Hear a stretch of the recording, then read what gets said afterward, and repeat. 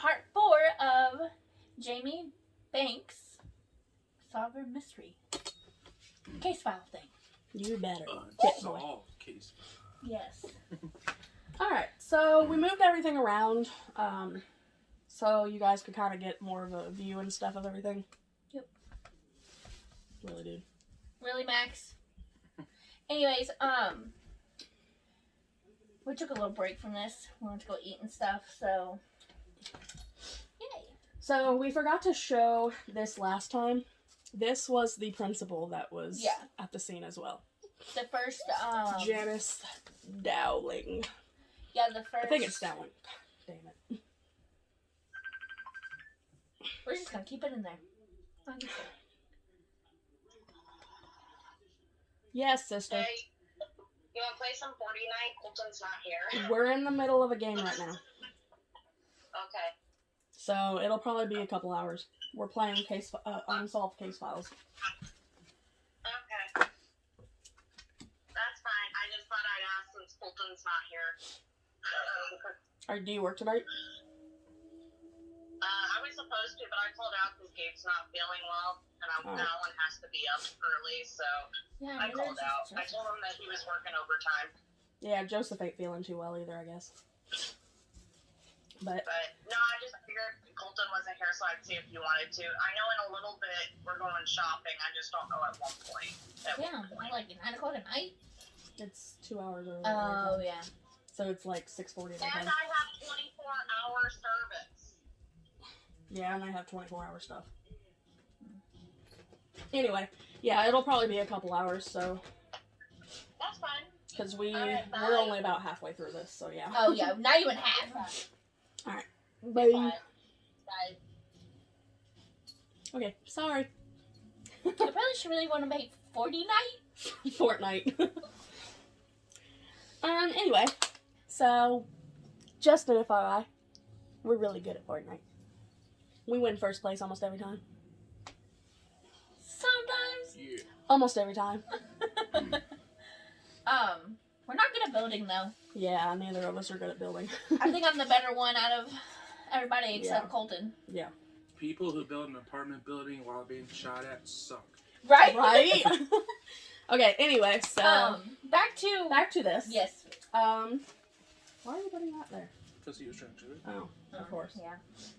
Alright, So... And we put the, yeah, the envelopes are here. So you guys can see that we haven't used them yet. Yep. And They're not open yet. Not open yet.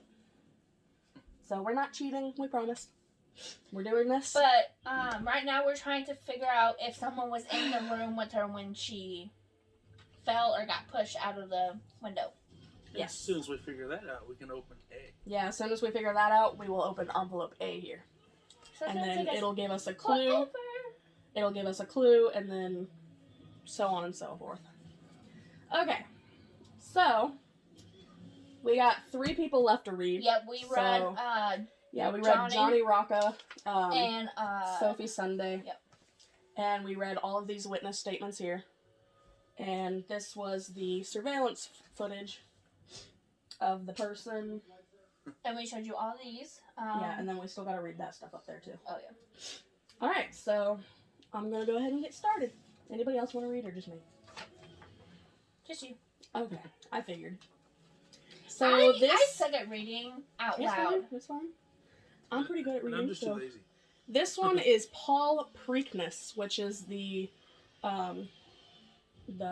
like, what is it called? The, like, arts teacher? The drama department teacher or whatever. This is Paul Preakness. I think I'm pronouncing that right. Preakness. Preakness. No, I think it's Preak. P-R-E-A-K. Preakness. Preakness. Okay, so I'll leave that there for you guys to see. Okay. Yeah. Okay. So this is his person of interest report. It's Paul Alfonso Preakness. Did it come up with some weird names? He was born in New York City. Oh. So he's got some background to him then. Mm-hmm. New York City is known for their backgrounds. He is 29 years old. He's a male. He's white. He's young. 6 foot 1 inch. 6 foot 1 inch. 182 pounds. I believe it. Brown hair, blue eyes, shoe size 13, left hand dominant. Left hand dominant, no disability, scars, marks, and tattoos. It says tragedy and comedy mask on his shoulder. No military experience, no martial arts, no firearms, no prior arrest, no felonies, no outstanding warrants. No, he is not currently under investigation. He has been employed at the high school for 4 years, and he is the drama educator. So he owns a 1984 Ford Thunderbird, which is white. Why do they all put question marks under VIN number? Did they not have VIN numbers back then? Most people don't know the VIN numbers. That's weird. I can't name my VIN number. Anyway, okay. I'd have to look at it. It says, when Jamie jumped, I was in the auditorium fixing part of the Romeo and Juliet set. The balcony where Romeo calls up to Juliet had tipped over during our opening night performance, and the entire support structure collapsed. It had to be addressed before tomorrow's performance, so it was either miss the pep rally or miss the game, so I opted out of the pep rally.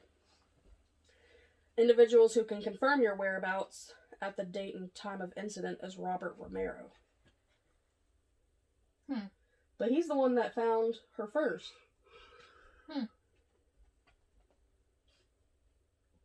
So I'm confused on that. Where was the auditorium? Yeah, that's what I'm thinking. But Robert said that he was on the way to the auditorium when he was washing his hands or whatever. And that's when he heard. So Apparently someone's lying. Apparently So the someone auditorium is 9 minutes away from where she fell. Because it wasn't reported till 10:19. Yeah, I'm confused about that now. Anyway. I'll put that there for now. Alright. And then... back up, dude. I know she's pretty, but stop. Okay, so the interview between the detective and Paul. Detective said, "Thanks for talking to us." Paul said, "Of course, anything I can do to help. Not even sure what to say. I'm still just devastated and really struggling at this point." Why? Detective, "Well, to start with, can you state your name for the record, please?" Paul said, "Paul Alfonso Preakness." Detective, "Paul, how well did you know Jamie Banks?" Paul Preakness, "Very well. I've known Jamie for the past 4 school years, ever since she started acting in our productions as a freshman. That was also my first year of teaching here. I was fresh out of graduate school, so you could say we grew up together in our own ways. I watched her develop from a young girl into a mature, beautiful woman so quickly. I can't believe she's gone forever." Oh, shit! Sounds like something else. I think something else was going on, maybe.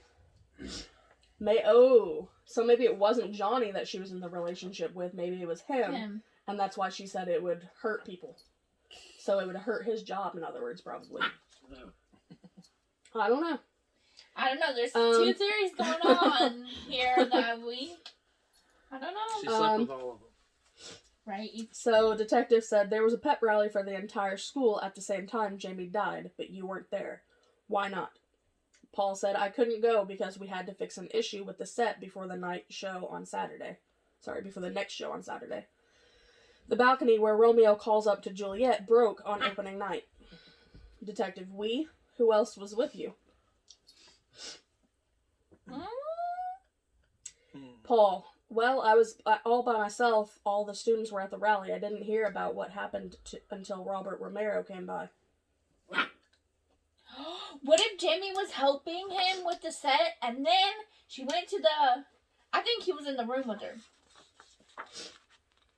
when he died. Yeah, he quickly changed that. Yeah, he quickly changed that. I was all wrong. Well, in this one, it said that Robert Romero confirm the whereabouts. But it But also he never says... said that he... Yeah, they never said that. Nobody else has said that he went by the auditorium first. He never said that in his statement. But Paul is saying that he went by the auditorium first. Okay, well, let's just read that and then we'll talk about it. Anyway, so he said, while I was by myself, all the students were at the rally. I didn't hear about what happened until Robert Romero came by. Long silence. Detective, Mr. Preakness, you were saying? Paul, yeah, Robert came by and told me she had jumped. It was such a shock.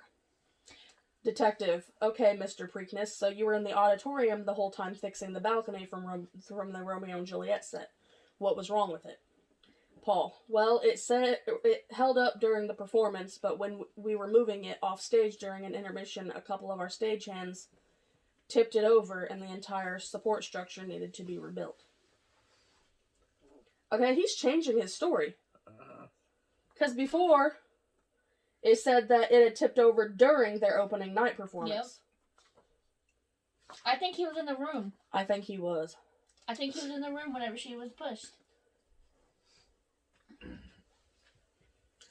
Okay, so it held up, but when they were moving it off stage during an intermission, it was during an intermission. Oh, yeah. Okay, so that's not changing the story. Okay, never mind.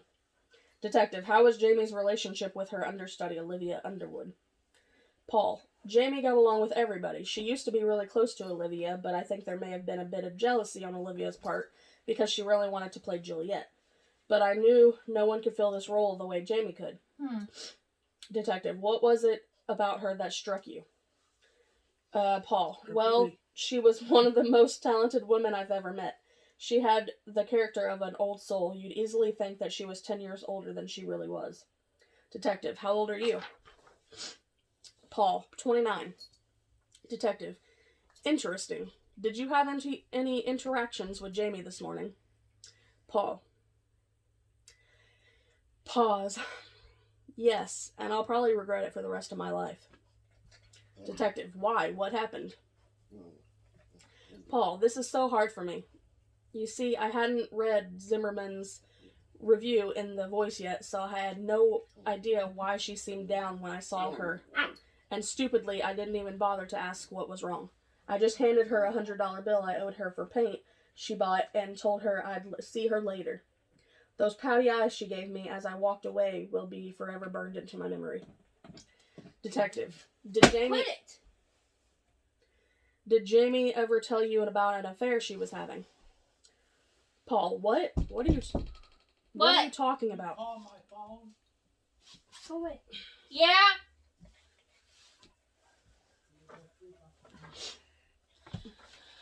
Oh, what you...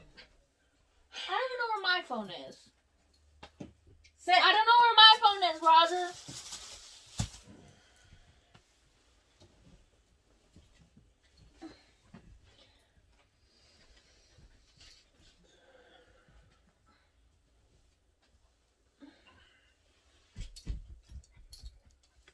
Stop it. Are we done? Yes, go. Ignore Sorry, our guys. interruptions. Where I don't even know where it was. I'll just start here. Detective, did Jamie ever tell you about an affair she was having? Paul, Yeah, what are you talking about? Was that in a suicide note? Detective, we heard she was seeing someone, but it was a secret. The suicide note? How did you know it was a suicide note? Was there a suicide note? Yeah, Mhm. on the computer. On the computer. Yeah, right here.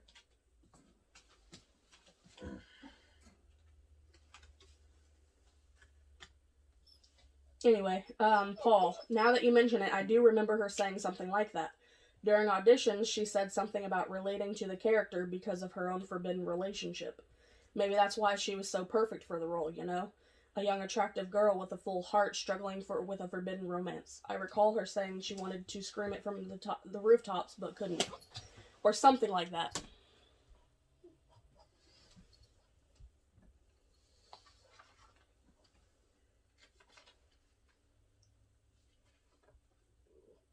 I can hear his... I know, me gears. too. Teenage girls say a lot of weird stuff. I'm gonna eat my Slim Jim, sorry. What are you looking at? Oh, the time. Detective. True. You say she was perfect for the role, and I'm not doubting you, but why do you think she got such a bad review in the school newspaper? Paul, I was so angry about that when I finally read it.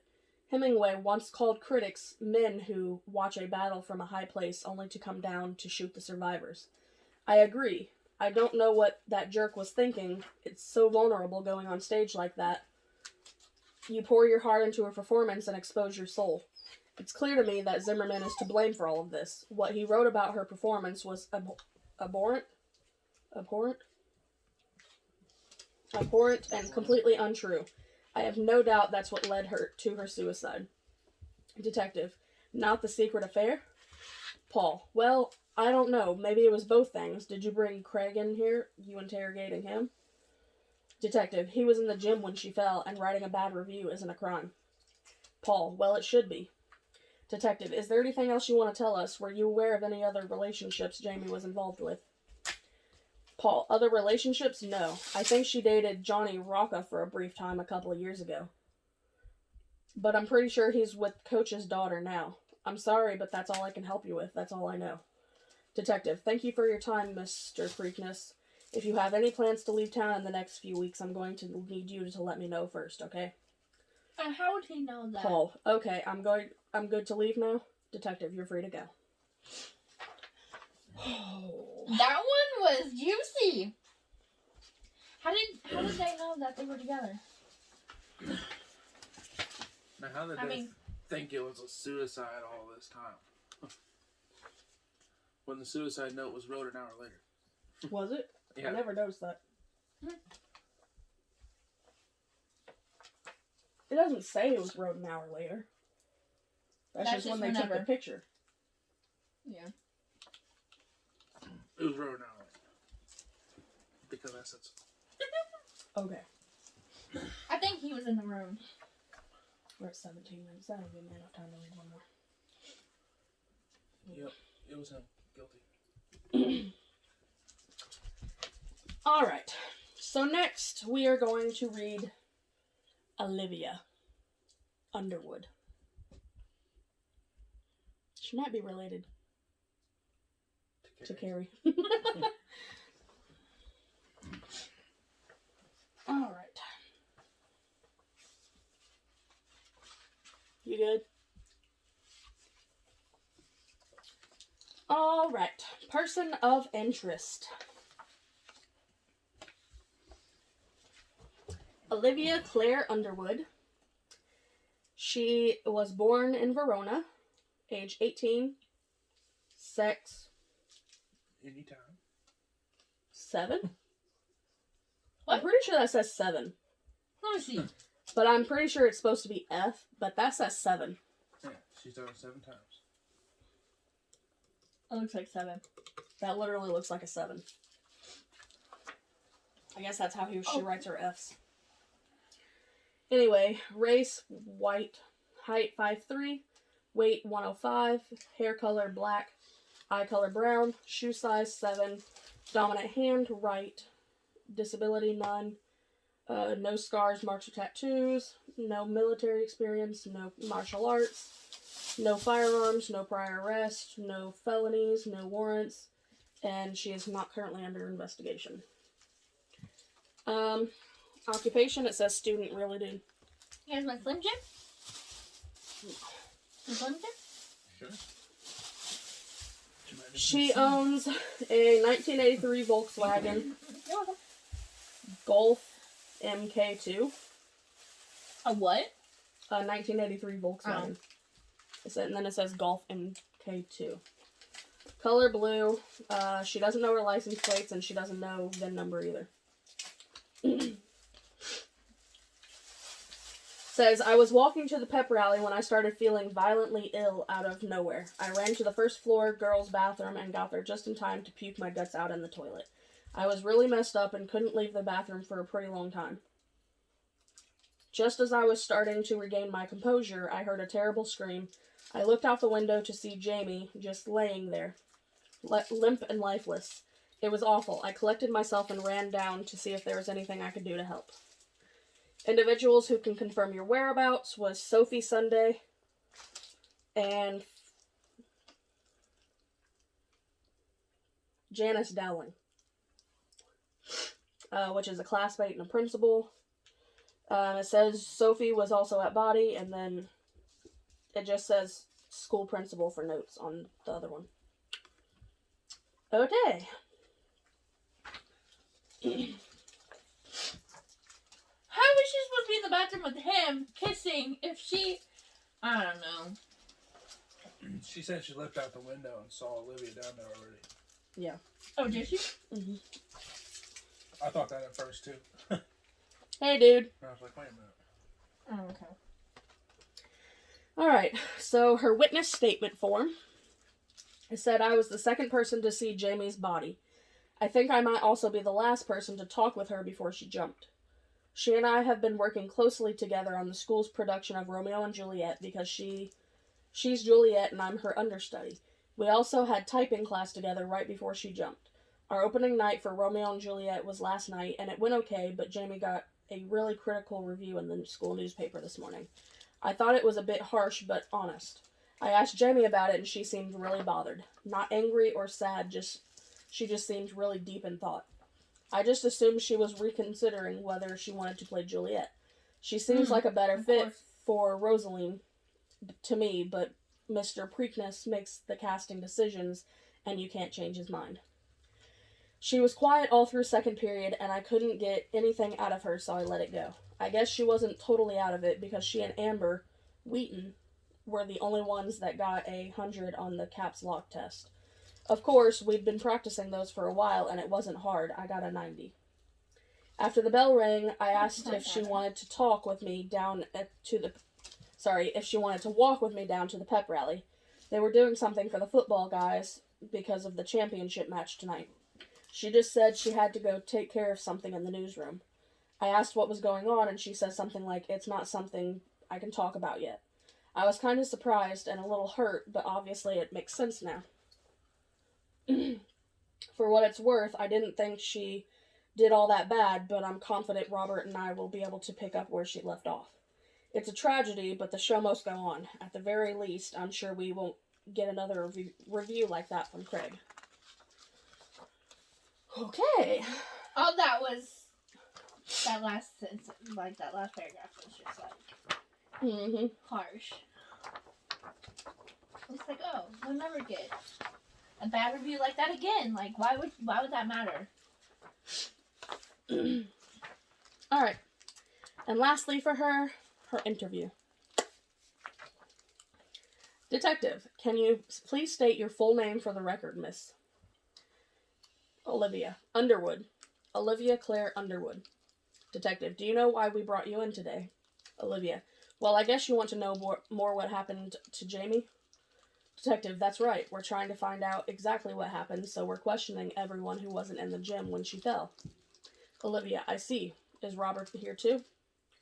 Detective, Robert Romero? No, he was seen on the surveillance video right after Jamie, so we're confident he couldn't have been on the 6th floor with her. We're talking to everyone else who isn't in the class picture that was taken when she fell, like you. Can you tell me where you were during the pep rally? Olivia, it was the weirdest thing. As I was heading to the pep rally, I started feeling really sick, so I dashed off to the bathroom. Next thing I knew, I was hugging the toilet bowl. Detective, so you were throwing up at the time of the pep rally? Olivia, yeah, it wasn't pretty.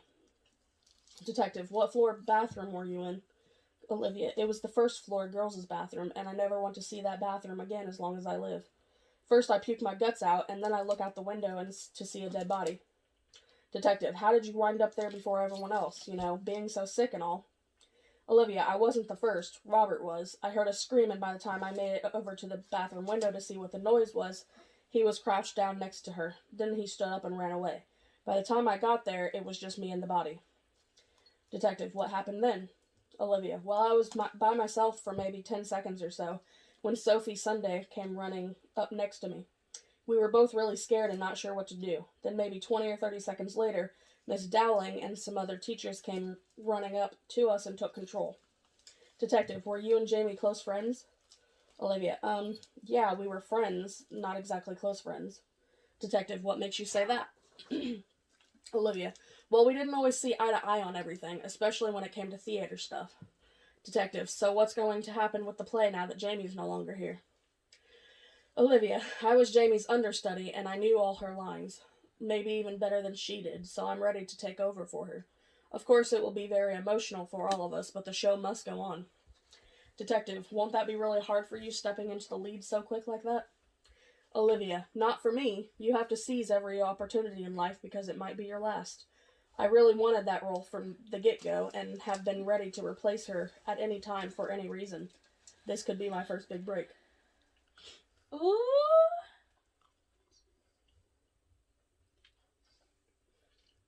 Detective, lucky break, huh? Olivia, I wouldn't say it like that. I mean, it's tragic for sure, but you can't blame someone for embracing an opportunity that presents itself. It's not like I pushed her out the window. Detective, you think someone pushed her? Olivia, no, I just meant, like, it wasn't my fault this happened. Detective, why do you think Jamie got the role of Juliet instead of you? Olivia, good question. I guess you'd have to ask Mr. Preakness. He really doesn't like anyone challenging his casting decisions, though. Seemed to me like he had his mind made up before the auditions. Quite honestly, I think he had a thing for Jamie. Detective, tell me about the boy who found the body. Romero. Is he your boyfriend? Olivia, Robert? No, he's not my boyfriend, but he does have a little thing for me. After he got cast as Romeo, he pushed pretty hard for me to be Juliet. I think maybe he felt like if we played lovers on the stage, I'd fall for him in real life. It's pretty clear he's into me. He'll do anything I ask. Detective, anything? Olivia, you know what I mean. He thinks he's Romeo's Montague. Is that how you pronounce it? And I'm his Juliet. It's cute. Detective, what about Jamie? Did she have a boyfriend? Romantic interest? Olivia, I don't think so. I mean, she was pretty in her own way, of course, but she was one of those girls who was a bit too mature for the high school boys, I think. Detective, so how are you feeling now? Olivia, oh, sad to be sure, but I'm trying to see the bright side. I'm excited to That's not what he means. I'm excited to have the lead in the play finally. Detective, I meant your stomach. Olivia, oh, yeah, I'm fine now, thanks for asking. I think the whole situation shocked me back to health somehow. I didn't think about it for a while, and now I feel normal. It must have been something I ate. Detective, quick recovery. That'll be all for now, Miss Underwood. How did she get from, if it was her, how did she get from the 6th floor all the way down to where Jamie was? She was on the first floor. I know, but she was on the first floor bathroom. Blah, blah. Why were all these people in the bathroom? Right! Right?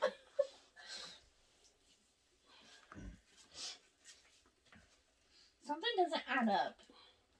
It just... They're all in the bathroom. What if it was 3 people that did it? This one, and that one. Because she was having an affair with him, and she didn't like it, and she...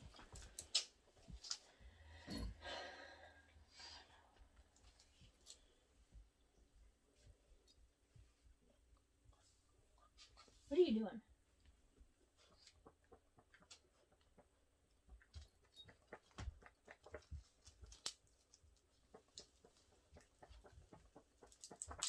What are you thinking?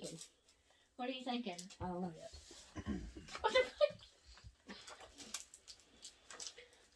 Honestly, I was thinking whether or not she had time to run from the 6th floor down to the body or whatever in time.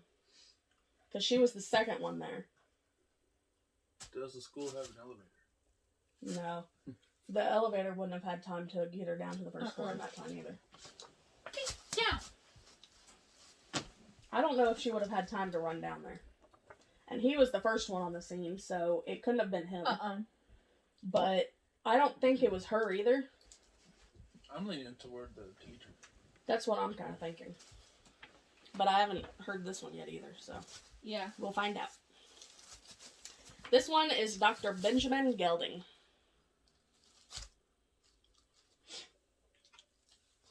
And he's the guidance counselor, right? Yeah, he's the guidance counselor for the school.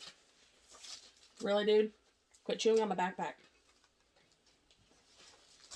He's not. He was chewing on the paper. No, he was just chewing on the backpack for a second before you threw that down.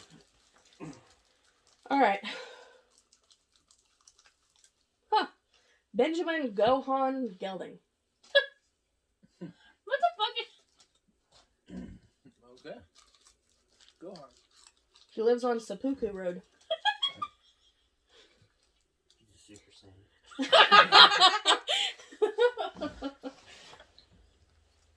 Saiyan. He is married.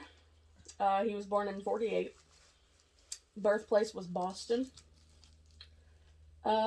He is 44. Why do I feel like he's older than 44? Right? Anyway, 48 to 92. Is that 44? Yeah, that's 44. Okay. Sex male, race white, 5'10", 180 pounds, gray hair, blue eyes? I think that's what that says, BL. Blue eyes, size 10 shoe, right hand dominant, no disabilities, no scars, marks, or tattoos, no military experience, no martial arts or combat, never owned a firearm, no prior arrest, no felonies, no warrants, and no currently under investigation. He is the guidance counselor at the high school. The guidance counselor at the high school for 13 years. He's like guidance counselor. For 13 years. Damn. He owns 2 vehicles, a 1991 Chevy Corvette, and a 1987 Ford Aerostar. Did you afford that? Back then? For 13 years, probably.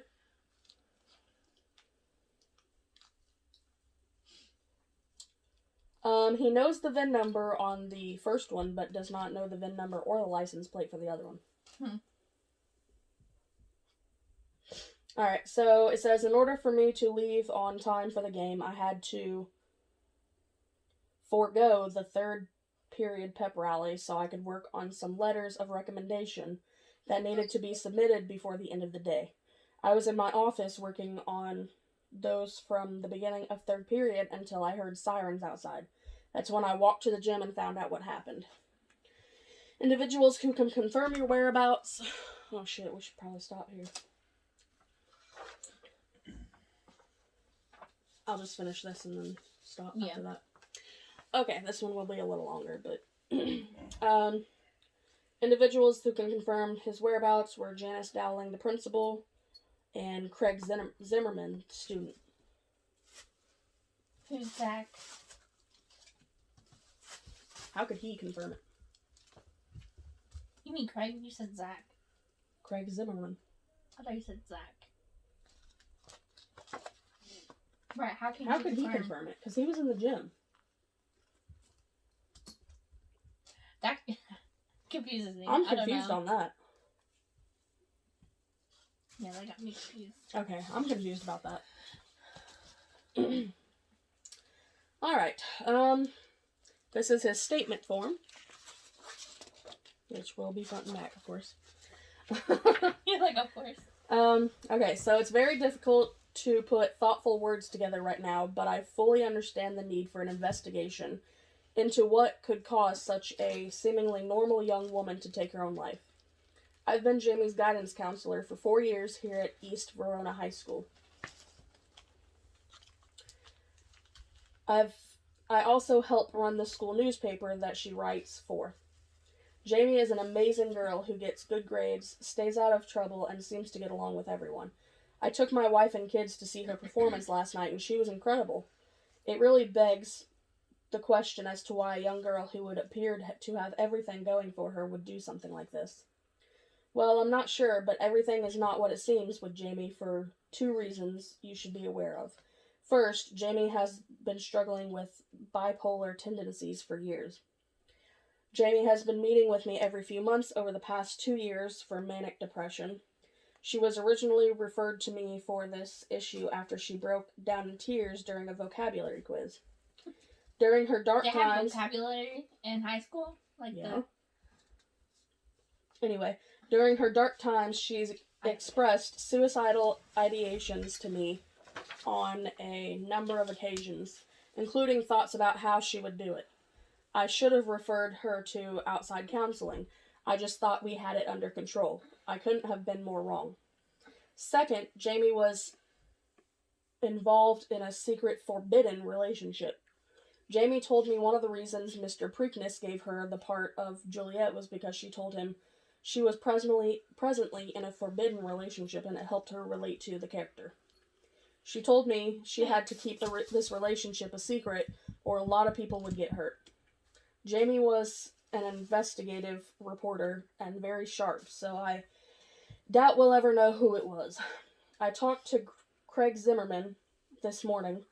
He's the young man who wrote the negative review about her performance. Turns out he asked her to be his girlfriend on Tuesday, and she told him she didn't have feelings for him like that.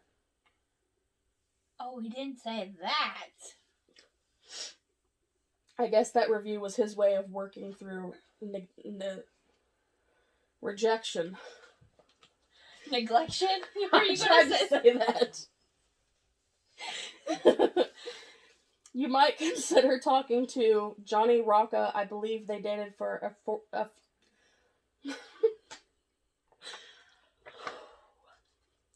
You might consider talking to Johnny Rocca. I believe they dated for a short time a few years ago. He's with Coach's daughter now. Why do they always say Coach's daughter now? Like, I don't know. I guess that's what she's known for. I guess so. I asked everyone who... It says works, but I've read it as wanks. It's cursive, okay? Oh, is it? Yeah. Ask everyone that wanks. I asked everyone who works on the school paper, and Joey Ferrari was the last person in the newspaper room before Jamie. He might have some clues about the room that would be helpful. I'd also encourage to speak with Mr. Preakness. He gets very close with students, especially the female leads in his plays. Although we've never had any official incidents regarding that issue here at the school. An official is quotated. Mm-hmm.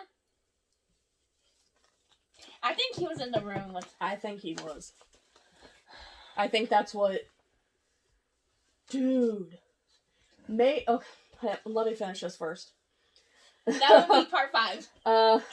My hope is that we can address this issue completely and swiftly to help bring closure to the 315 East Verona students and staff she left... 315 East Verona students and staff she left behind. It's not going to be easy for our school to get through this, but I'm willing to give it my all. Well, signed him. Ooh. We got one more. But look at the time. Let's do that in part 5. We gotta finish this. I said it would be a little longer. Part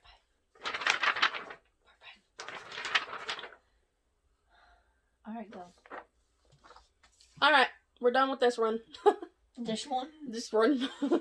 Alright, so the last paper will be on part 5. You gotta give them cliffhangers, man. This is getting intense, guys. Yeah, it is. So, we'll see you guys in part 5. We'll see you guys in part 5.